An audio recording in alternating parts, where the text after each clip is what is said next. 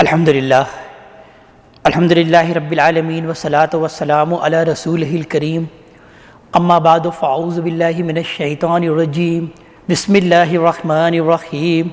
وَاتْلُ عَلَيْهِمْ نَبَأَ ابْنَيْ آدَمَ بِالْحَقِّ إِذْ قَرَّبَا قُرْبَانًا فَتُقُبِّلَ مِنْ أَحَدِهِمَا وَلَمْ يُتَقَبَّلْ مِنَ الْآخَرِ قَالَ لَأَقْتُلَنَّكَ قَالَ إِنَّمَا يَتَقَبَّلُ اللَّهُ مِنَ الْمُتَّقِينَ۔ صدق اللہ العظیم۔ رب اشرح لی صدری ویسر لی امری واحلل عقدۃ من لسانی یفقہوا قولی۔ یہ سورہ مائدہ کی آیت نمبر 27 ہے، جس سے ہم آج کے مطالعہ قرآن حکیم کی ابتدا کر رہے ہیں۔ سورہ مائدہ کے بارے میں جیسا کہ عرض کیا جا چکا ہے کہ اس کا اصل موضوع تو اسلامی معاشرے کی تکمیل اور مسلمانوں کے لیے شریعت اور اس کے تزکیہ اور تطہیر کے تکمیلی اور اتمامی احکامات۔ اس صورت میں شریعت کی تکمیل بھی ہو رہی ہے اور ساتھ ساتھ سابقہ امت مسلمہ بنی اسرائیل پر آخری اتمام حجت بھی اس صورت میں اللہ تبارک و تعالیٰ بیان فرما رہے ہیں۔ لہذا ان پر اتمام حجت کے لیے اس سے پہلے ہم نے ایک واقعہ تفصیل سے پڑھا جس میں بنی اسرائیل نے حضرت موسیٰ علیہ السلام کو صاف جواب دے دیا تھا کہ وہ اللہ تعالیٰ کی راہ میں جہاد نہیں کریں گے۔ یعنی موسیٰ علیہ السلام نے ان کو دعوت دی کہ اس فلسطین کے سرزمین میں اب تمہیں آباد ہونا ہے، جس کو کہ اللہ تعالیٰ نے تمہارے لیے لکھ دیا ہے اور یہ تمہارے لیے ایک مقدس سرزمین ہے، لیکن اس کے لیے تمہیں جہاد کرنا پڑے گا۔ لیکن وہ قوم اتنی بزدل ثابت ہوئی کہ انہوں نے صاف انکار کر دیا موسیٰ علیہ السلام کے ساتھ جہاد کرنے کے لیے۔ اب اس اگلی آیت میں انہیں ایک اور واقعہ سنایا جا رہا ہے جو کہ آدم علیہ السلام کے دو بیٹوں کا واقعہ ہے، حابیل اور قابیل کا، جس میں قابیل نے حابیل کو قتل کر دیا تھا۔ ان کو اس واقعے کے ذریعے یہ بات بیان کی جا رہی ہے کہ تمہارا بھی کردار اسی قابیل کے مانند ہے کہ تم اپنے بھائی جو کہ بنی اسماعیل ہیں ان سے تم حسد کرتے ہو اور ان کے اب قتل کے بھی در پے ہو۔ لہذا ارشاد ہوتا ہے کہ وَاتْلُ عَلَيْهِمْ نَبَأَ ابْنَيْ آدَمَ بِالْحَقِّ، انہیں آدم کے دو بیٹوں کا حال واقعی سناؤ، انہیں وہ قصہ سناؤ جو کہ آدم کے دو بیٹوں کا ہے، بالحق، جیسا کہ وہ واقعہ ہوا۔ اس قربا قرباناً، جب دونوں نے قربانی پیش کی، یعنی ان دونوں بیٹوں جس کا کہ نام تورات میں حابیل اور قابیل آتا ہے، انہوں نے اللہ تعالیٰ کے حضور کچھ قربانی پیش کی۔ فَتُقُبِّلَ مِنْ أَحَدِهِمَا وَلَمْ يُتَقَبَّلْ مِنَ الْآخَرِ، تو ان میں سے ایک کی قربانی قبول کر لی گئی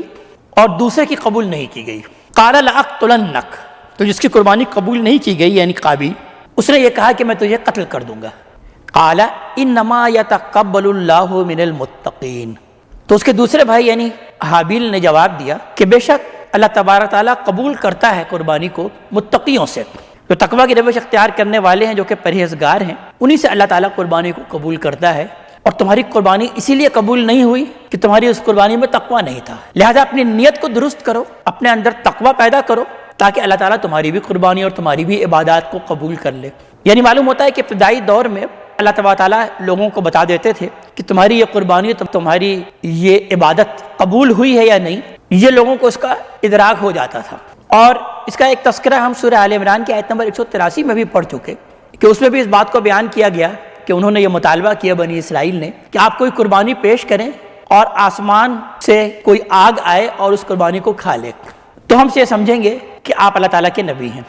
تو غالباً ایسا ہی کوئی معاملہ ہوا کہ دونوں نے جو قربانی پیش کی تو ایک کی قربانی کے لیے آسمان سے کوئی آگ آئی اور اس کو لے کر چلی گئی، جبکہ دوسری قربانی کے ساتھ یہ معاملہ نہیں ہوا، جس سے یہ معلوم ہو گیا کہ ایک کی قربانی قبول کر لی گئی اور دوسرے کی قربانی قبول نہیں کی گئی۔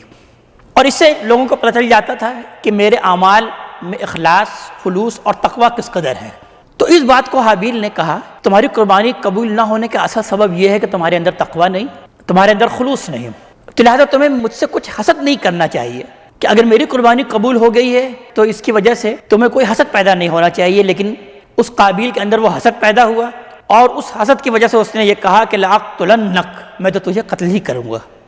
یعنی یہ بات در حقیقت بنی اسرائیل کو سکھائی جا رہی ہے کہ تم بھی جو نبی کریم صلی اللہ علیہ وآلہ وسلم کے قتل کے در پے ہو اور اپنے اس بھائی بنی اسماعیل سے تم نے دشمنی مول رکھی ہے، تو اس کا اصل سبب کیا ہے کہ تمہارے اندر حسد ہے کہ اللہ تعالیٰ نے اس وقت اب بنی اسماعیل کو چن لیا ہے اور ان میں سے ایک شخص کو نبوت کے منصب پر سرفراز فرمایا ہے۔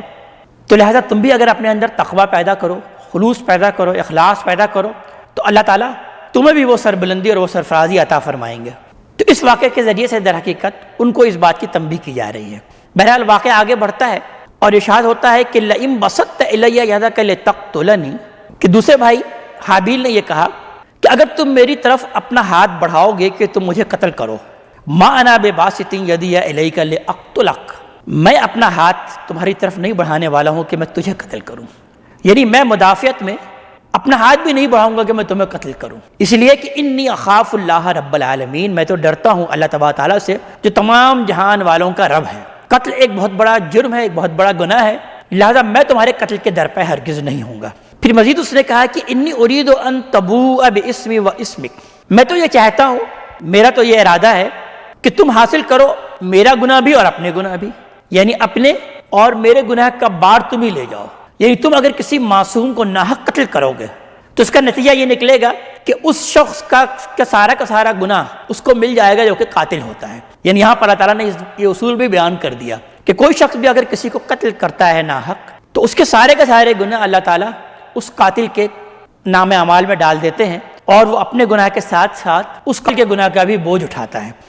تو اس بات کو اس نے یہ کہا کہ انی ارید ان تبوء باسمی و اسمک، میں تو چاہتا ہوں کہ تم اپنے اور میرے گناہ کا بار تم ہی لے جاؤ، فتکون من اصحاب النار، اور پھر اس طرح سے تم آگ والے جہنم والے بن جاؤ، وذالک جزاء الظالمین، اور یہی بدلہ ہے ظالموں کا۔ اسی طرح سے سزا اللہ تعالیٰ ظالموں کو دیتے ہیں۔ فطوعت لہ نفسہ قتل اخیہ، اس پر بھی وہ شخص باز نہیں آیا، یعنی وہ قابیل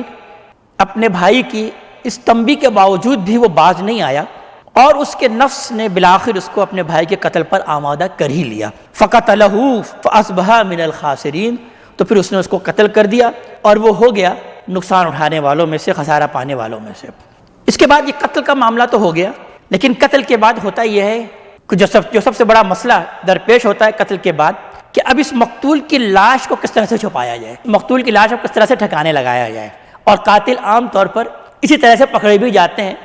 فبعث اللہ غرابا یبحث فی الارض، کہ پھر اللہ تعالیٰ نے پھر بھیجا ایک کوے کو، یبحث فی الارض، جو کہ زمین کورید رہا تھا، لیریہ کیف یواری سوءۃ اخیہ، تاکہ وہ اسے دکھائے کہ وہ اپنے بھائی کے لاش کو کیسے چھپائے۔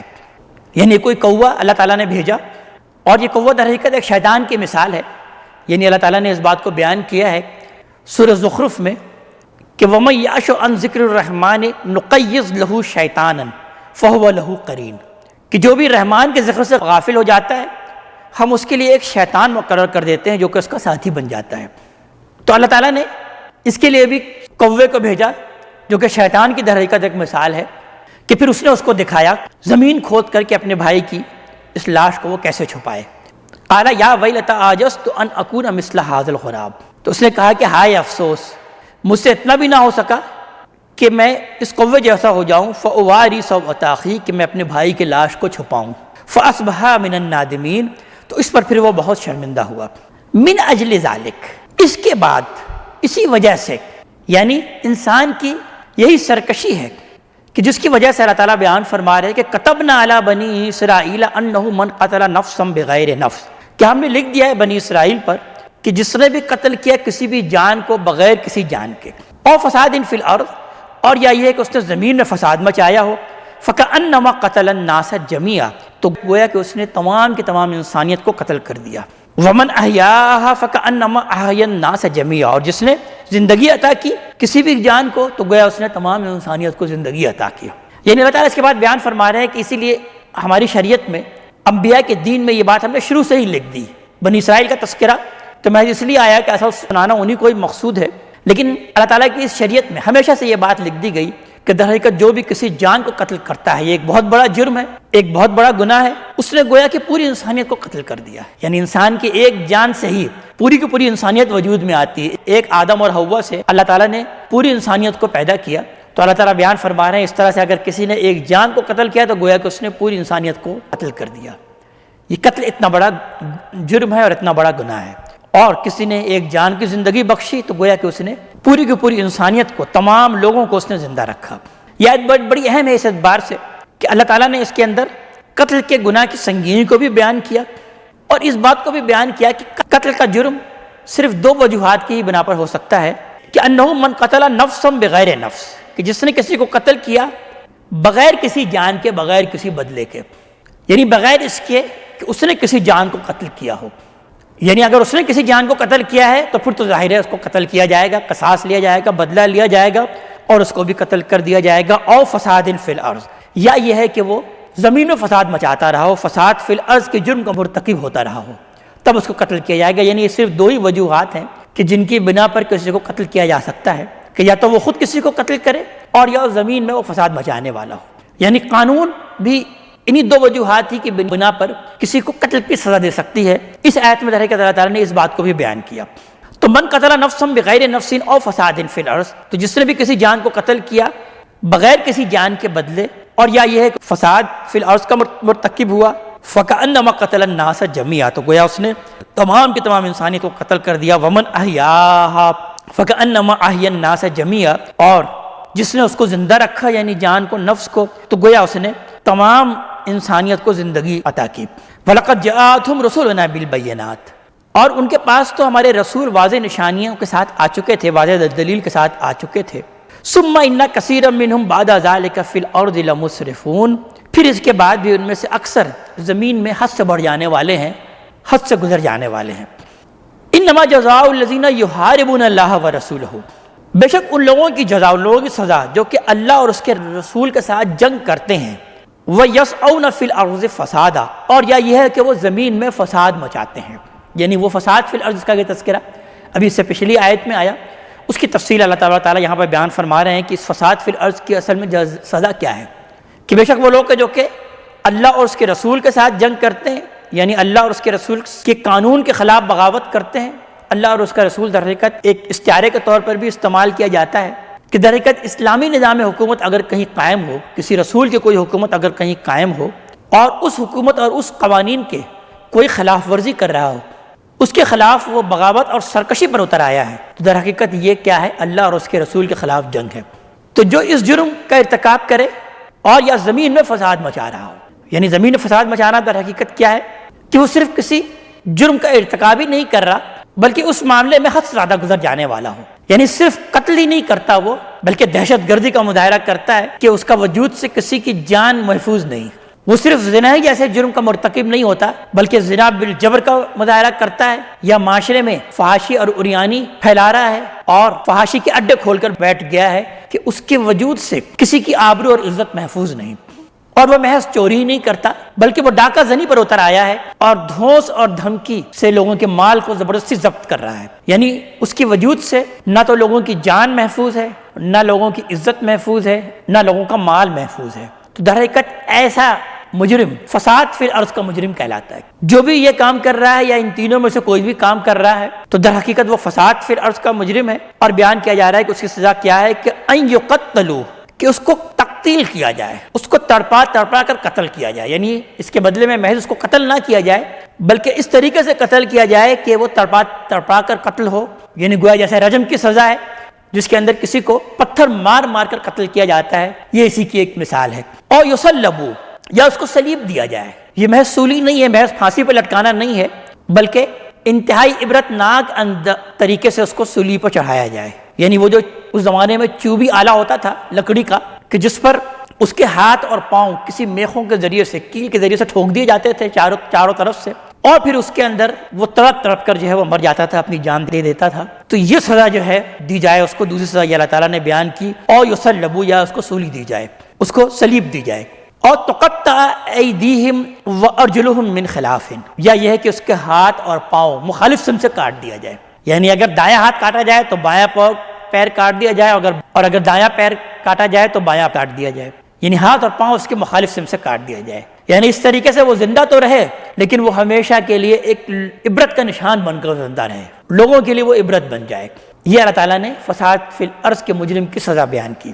اور چوتھی سزا بیان کی، او ینفوا من الارض، یا یہ ہے کہ اس کو ملک بدر کر دیا جائے، اس کو زمین بدر کر دیا جائے، اس سرزمین سے اس کو نکال دیا جائے۔ یہ چوتھی سزا کچھ ہلکی سزا بیان کی اللہ تعالیٰ نے، یعنی تین تو انتہائی سخت سزا اور عبرت ناک سزا کہ صرف اس کو قتل نہ کیا جائے بلکہ تڑپا کر قتل کیا جائے، ان یقتلوا، اور محض اس کو پھانسی نہ دی جائے بلکہ او یصلبوا، اس چوبی آلے کے ذریعے سے اس کو پھانسی دی جائے، اور یا یہ ہے کہ اس کے ہاتھ اور پاؤں مخالف سمت سے کاٹ کر اس کو عبرت ناک سزا دے دی جائے، اس کو لوگوں کے لیے عبرت کا نشان بنا دیا جائے۔ چوتھی سزا اللہ تعالیٰ نے بیان کر دیا کہ اگر یہ بھی ممکن نہ ہو سکے، یعنی مجرم کے حالات کچھ ایسے ہوں اور اس کی جرم کی نوعیت کچھ ایسی ہو کہ اس طرح کی سزا اس کو نہیں دی جا سکتی، تو پھر یہ ہے کہ اس کو کم سے کم یہ سزا تو یہ دی جائے کہ اس کو ملک بدر کر دیا جائے۔ یعنی یہ قاضی پر ڈیپینڈ کرتا ہے کہ وہ ان میں سے کون سی سزا ہے جس کا کہ وہ انتخاب کرے۔ اس کے اندر وہ مجرم کے حالات بھی دیکھے گا، اس جرم کی نوعیت بھی دیکھے گا، یہ جرم کس ماحول میں کس سرکمسٹینسز میں ہوا ہے اس کو بھی وہ دیکھے گا، اور اس کے بعد پھر قاضی ان میں سے کوئی بھی سزا دے سکتا ہے۔ اس کے اندر انتہائی عبرتناک سزا بھی ہے جو کہ اوپر بیان کر دی گئی، اور ایک ہلکی سزا بھی بیان کر کے اللہ تعالیٰ نے اس بات کو بیان کر دیا کہ حالات اور واقعات کو پیش نظر رکھتے ہوئے ان میں سے کوئی بھی سزا دی جا سکتی ہے۔ ذالک لہم خزی فی الدنیا ولہم فی الآخرۃ عذاب عظیم، یہ ان کے لیے دنیا کی زندگی میں بھی رسوائی ہے اور آخرت میں بھی بہت بڑا عذاب ہے ان کے لیے۔ یعنی یہ سزا دینے کا مقصد کیا ہے کہ دنیا میں بھی ان کے اندر رسوائی ہو، دنیا میں بھی وہ رسوا ہوں، اور آخرت میں تو بہت بڑا عذاب ان کے لیے تیار ہے۔ یعنی اگر تو انہوں نے توبہ نہیں کی تو اس کا مطلب یہ نہیں ہوا کہ آخرت کی اس سزا سے بچ جائیں گے، بلکہ آخرت میں بھی انہیں عظیم عذاب ملے گا۔ الا الذین تابوا من قبل ان تقدروا علیہم، سوائے ان لوگوں کے جنہوں نے اس سے پہلے توبہ کر لی کہ تم اس پر قابو پالو، یعنی انہوں نے خود اپنے آپ کو حوالے کر دیا عدالت کے اس سے پہلے کہ تم ان کو پکڑو اور ان کو قابو پاؤ، اور تمہیں معلوم ہو کہ وہ اس جرم سے انہوں نے توبہ کر لی ہے اور اب اس سے وہ باز آ چکے ہیں تمہارے پکڑنے سے پہلے، گرفتار ہونے سے پہلے۔ یعنی اس کی ایک شکل یہی ہو سکتی ہے کہ انہوں نے اپنے آپ کو قانون کے حوالے کر دیا ہو، تو پھر ظاہر ہے پھر ان کو یہ سخت سزا نہیں دی جائے گی، بلکہ یہ ہے کہ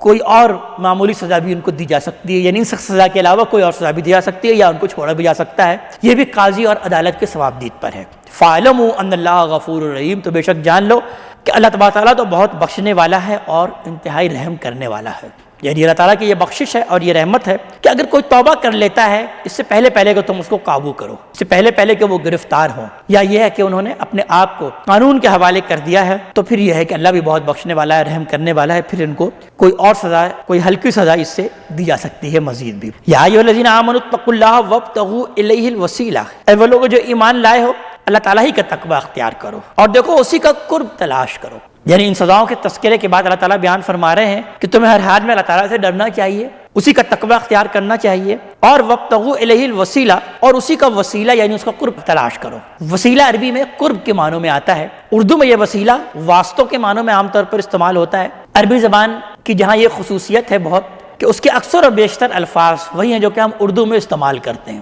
جس کی وجہ سے ایک اردو دان طبقے کے لیے عربی کو سمجھنا اور قرآن حکیم کو سمجھنا انتہائی آسان ہو جاتا ہے۔ لیکن بعض الفاظ ایسے ہیں جو کہ اردو میں کچھ مختلف استعمال ہوتے ہیں اور عربی میں کچھ مختلف استعمال ہوتے ہیں، جیسے کہ ایک لفظ ہے ذلیل، جو کہ اردو میں کمینگی کے معنوں میں استعمال ہوتا ہے، لیکن عربی میں اس کو کمزوری کے معنی میں استعمال کیا جاتا ہے، جیسے کہ سورہ آل عمران کی آیت نمبر 123 میں ہم پڑھ چکے کہ وَلَقَدْ نَصَرَكُمُ اللَّهُ بِبَدْرٍ وَأَنْتُمْ أَذِلَّةٌ، کہ بے شک اللہ نے تم کو بدر کے مقام پر مدد کی تھی تمہاری جبکہ تم انتہائی کمزور تھے۔ اذلہ یعنی کمزور تھے، یہاں کمینگی کے معنوں میں ظاہر نہیں استعمال ہو سکتا، بلکہ یہ کہ تم انتہائی کمزور تھے، لیکن اردو میں ہم یہ لفظ استعمال کرتے ہیں کمینگی کے معنوں میں۔ اسی طرح وسیلہ کا لفظ ہم اردو میں واسطے اور ذرائع کے معنوں میں استعمال کرتے ہیں، لیکن عربی میں یہ لفظ اس معنوں میں استعمال نہیں ہوتا، بلکہ یہ قرب کے معنوں میں استعمال ہوتا ہے۔ لہذا یہاں پر اس بات کو بیان کیا گیا کہ وَابْتَغُوا إِلَيْهِ الْوَسِيلَةَ،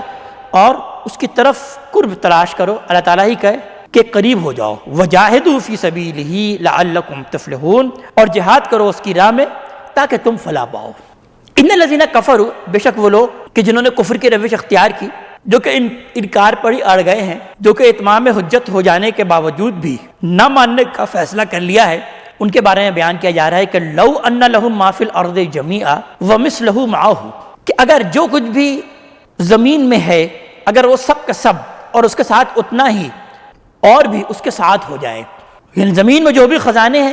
اور اسی طرح اور بھی اللہ تعالیٰ ان کو ساتھ میں خزانے دے دے، لیفتدوا بہ من عذاب یوم القیامہ، کہ وہ اس کو قیامت کے دن کے عذاب کے فدیے میں دے دیں، آخرت میں بچنے کے لیے یہ سارے کا سارا مال اگر وہ فدیے میں بھی دے دیں، ما تقبل منہم، تو بھی یہ ان سے ہرگز قبول نہیں کیا جائے گا، ولہم عذاب علیم، اور ان کے لیے تو دردناک عذاب ہے۔ یہ ان کی سزا اللہ تعالیٰ نے بیان کی، جو کہ جان بوجھ کر انکار پر اڑے ہوئے ہوتے ہیں، کفر کی روش اختیار کرتے ہیں، حق ان پر واضح ہو جاتا ہے لیکن وہ اس کو ماننے کے لیے تیار نہیں ہوتے، تو ان کے لیے یہ سزا اللہ تعالیٰ نے بیان کی کہ وہ زمین بھر خزانہ بھی دے دیں، بلکہ اسی طرح کی ایک اور زمین بھی ان کے پاس آن حاضر کر دی دی جائے اور وہ اس کو فدیہ میں بھی دے دیں عذاب سے بچنے کے لیے، تو اللہ تعالیٰ بیان فرما رہے ہیں ہرگز قبول نہیں ہوگا، ان کے لیے دردناک عذاب تیار ہے۔ یریدون ان یخرجوا من النار، وہ چاہیں گے کہ وہ اس آگ سے نکلیں، وما هم بخارجین منها، حالانکہ وہ اس سے نکلنے والے نہیں ہوں گے، نکل نہیں سکیں گے، ولہم عذاب مقیم، اور ان کے لیے ہمیشہ قائم رہنے والا دائمی عذاب ان کے لیے تیار ہے۔ یہ تو برصغیر تذکرہ اس بات کو بیان کیا گیا۔ اب پھر اسلامی شریعت میں، اسلامی قوانین میں جو سزاؤں کا معاملہ ہے، اللہ تعالیٰ آگے اس کو بیان فرما رہے ہیں کہ وَالسَّارِقُ وَالسَّارِقَةُ فَاقْطَعُوا أَيْدِيَهُمَا جَزَاءً بِمَا كَسَبَا، چور خواہ وہ مرد ہو یا عورت ہو، ان کے ہاتھ کاٹ دو۔ یعنی چوری کی سزا یہاں پر بیان کر دی گئی کہ چوری کی سزا در حقیقت کیا ہے کہ ان کے ہاتھ کاٹ دیا جائے، جزاء بما کسبا، یہ سزا ہے اس کی کہ جو انہوں نے کیا، نکالا من اللہ، اللہ کی طرف سے یہ عبرت بھی، عبرت کے طور پر، یعنی اس کے دو پہلو ہیں کہ اس کی سزا بھی ہے اور یہ اللہ تعالیٰ کی طرف سے ایک نشان عبرت ہے، تاکہ لوگ دیکھ کر اس کے کٹے ہوئے ہاتھ کو لوگ دیکھ کر عبرت پکڑیں۔ تو یہ اللہ تعالیٰ بیان فرما رہے ہیں چوری کی سزا۔ یہاں پر غور کر لینا چاہیے کہ یہاں جو بات بیان ہوئی ہے وہ کیا بیان ہوئی کہ جو چور ہو، وہ سارق کا لفظ استعمال ہوا، وہ سارق ہو، وہ سارقہ، تو جو کہ چور ہو خواہ وہ مرد ہو یا عورت، یعنی جس نے واقعی چوری کو اپنا پیشہ بنا لیا ہے، اور جو کہ در حقیقت جس پر لفظ چور کا اطلاق ہوتا ہے، یعنی یہ بات بیان نہیں ہوا کہ جس نے چوری کی اس کا ہاتھ کاٹ دو، نہیں، بلکہ وہ جو کہ چور ہو، جس کے اوپر یہ لفظ چسپاں ہوتا ہے کہ یہ چور ہے، یہ بڑے بڑے کرپشن کرتا ہے، جہاں بھی اس کو موقع ملتا ہے یہ اس موقع کو جانے نہیں دیتا اور وہاں پر وہ ہاتھ مارتا ہے، تو در حقیقت اسی پر اطلاق ہوتا ہے چور کا۔ یعنی ایسا نہیں ہے کہ کسی بچے نے اپنی والدہ سے اور اپنے والد سے کوئی چیز چرا لیا، کسی نے کوئی کھانے پینے کی چیز بھوک کی وجہ سے چرا لیا حالت اضطرار میں، کسی خاتون نے اپنے شوہر کے جیب سے کوئی چیز نکال لی، تو اس پر بھی لفظ آپ چور کا اطلاق نہیں کرتے ایسے لوگوں پر، اور اس پر یہ سزا نہیں دی جائے گی ظاہر ہے، لیکن وہ شخص جو کہ چور ہو، واقعی چور ہو، تو اس کا ہاتھ کاٹ دیا جائے۔ اور جیسے کہ میں پہلے عرض کر چکا ہوں کہ یہ وہ سزائیں جو ہیں وہ در حقیقت ایک انتہائی سزائیں ہیں، یعنی مجرم اب کسی رعایت کا مستحق نہ ہو تو پھر اس کو یہ سزا دی جائے گی۔ اگر مجرم کے حالات اور واقعات دیکھے جائیں گے کہ ان کے حالات اور واقعات کی وجہ سے وہ کسی رعایت کا مستحق ہے تو پھر یہ سزا نہیں دی جائے گی، بلکہ یہ کوئی اور ہلکی سزا دی جائے گی۔ اگر وہ کسی رعایت کا مستحق نہیں ہے، واقعی وہ چور ہے، تو اللہ تعالیٰ اس بات کو بیان فرما رہے ہیں کہ پھر یہ انتہائی سزا اس کو دی جائے گی کہ اس کے ہاتھ کاٹ دیے جائیں۔ واللہ عزیز حکیم، اور اللہ تبارک تعالیٰ تو زبردست ہے، غالب ہے، اور وہ کمال حکمت والا ہے، وہ جیسی چاہے وہ سزا مقرر کرے، وہ غالب ہے،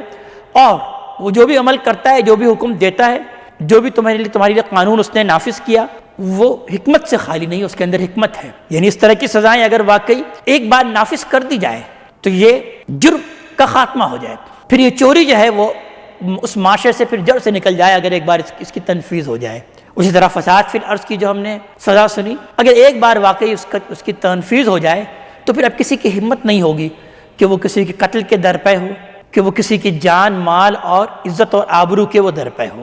تو اس لیے اللہ تعالیٰ اس بات کو بیان فرما رہے ہیں کہ ایک تو اللہ تعالیٰ غالب عزیز ہے، وہ تمہیں اس طرح کا حکم دے سکتا ہے، لیکن وہ حکیم بھی ہے، وہ اس طرح کے اگر سخت قوانین دے رہا ہے تو اس کے اندر حکمت پوشیدہ ہے۔ فمن تاب من بعد ظلمہ،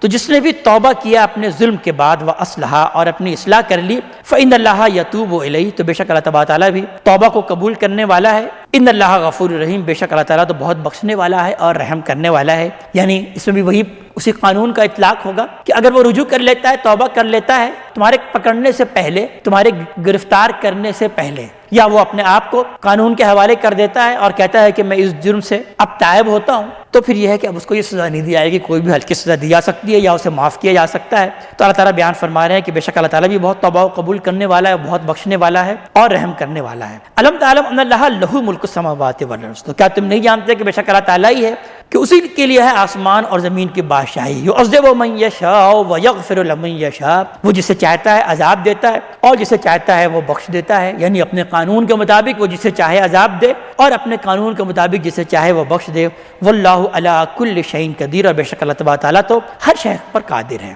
یا ایھا الرسول لا یحزنک الذین یسارعون فی الکفر، اے رسول، اب نبی کریم صلی اللہ علیہ وسلم کو مخاطب کر کے بیان کر رہے ہیں اللہ تبارک تعالیٰ کہ آپ کو ہرگز غمگین نہ کریں وہ لوگ جو کہ کفر میں بہت بھاگ دوڑ کر رہے ہیں، جو کہ کفر کے معاملے میں بہت سرگرم عمل ہیں۔ من الذین قالوا آمنا بافواہہم، ان لوگوں میں سے کہ جو اپنے منہ سے یہ کہتے ہیں کہ ہم ایمان لے آئے، یعنی منافقین کا تذکرہ۔ ولم تؤمن قلوبہم، درحالے کہ ان کے دل ابھی مومن نہیں ہوئے۔ ومن الذین ہادوا، اور دوسرے وہ لوگ جو کہ یہودی ہوئے، سماعون للکذب سماعون لقوم آخرین، یہ جھوٹ پر بہت کان لگاتے ہیں، یعنی ان کی صفت بیان کی جا رہی ہے کہ جھوٹی بات اور جھوٹے پروپیگنڈے پر یہ بہت کان لگاتے ہیں۔ سماعون لقوم آخرین، اور یہ ان لوگوں کے جھوٹ پر جو ان سے الگ دوسرا گروہ ہے، لم یاتو، جو کہ ابھی آپ کے پاس نہیں آیا، ان کے جھوٹ پر بہت کان لگاتے ہیں، یعنی ان سے جھوٹ لیتے ہیں، ان سے جھوٹ اخذ کرتے ہیں اور لوگوں میں پھیلا دیتے ہیں۔ یعنی بیان کیا جا رہا ہے ان منافقین کا کہ یہ منافقین یہودیوں کے جھوٹے پروپیگنڈے کو سنتے ہیں، وہ جو افواہیں بناتے ہیں مسلمانوں کے خلاف یا نبی کریم صلی اللہ علیہ وسلم کے خلاف جھوٹے اس پر یہ خوب کان لگاتے ہیں، ان کو یہی جھوٹی باتیں پسند ہوتی ہیں اور پھر وہ اسی کو پھیلا دیتے ہیں، اسی کو پھر وہ عام کر دیتے ہیں، یعنی جھوٹ کے در حقیقت رسیا ہوتے ہیں۔ یحرفون الکلمہ من بعد مواضعہ، وہ کلمہ کو، بات کو اس کے اصل ٹھکانے سے الگ کر دیتے ہیں، پھیر دیتے ہیں بات کو اس کے موقع محل سے، اس کے متعین ہو جانے کے بعد، یعنی اللہ تعالیٰ کے کلام کو بھی اس کی اپنی جگہ سے ہٹا دیتے ہیں۔ یہ مضمون اسی سورہ مبارکہ کی آیت نمبر 13 میں بھی گزر چکا کہ وہ آیات کو لیتے ہیں تورات کی اور اس کا جو اصل مقام ہے،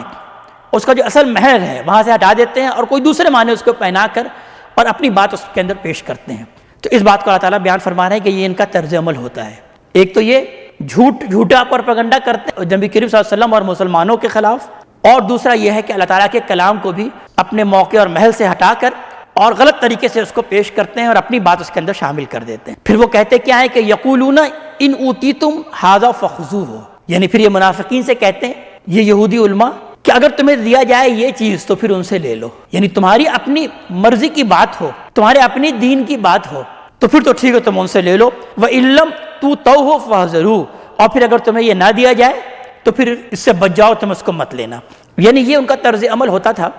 کہ وہ اپنے لوگوں کو اسی طریقے سے پٹی پڑھاتے تھے کہ تم جاؤ نبی کریم صلی اللہ علیہ وسلم کی محفل میں اور وہاں سے ان باتوں کو قبول کر لینا جو کہ تمہاری بات ہے، ہاں جو تمہاری بات نہیں ہو تو پھر تم اس کو ہرگز قبول مت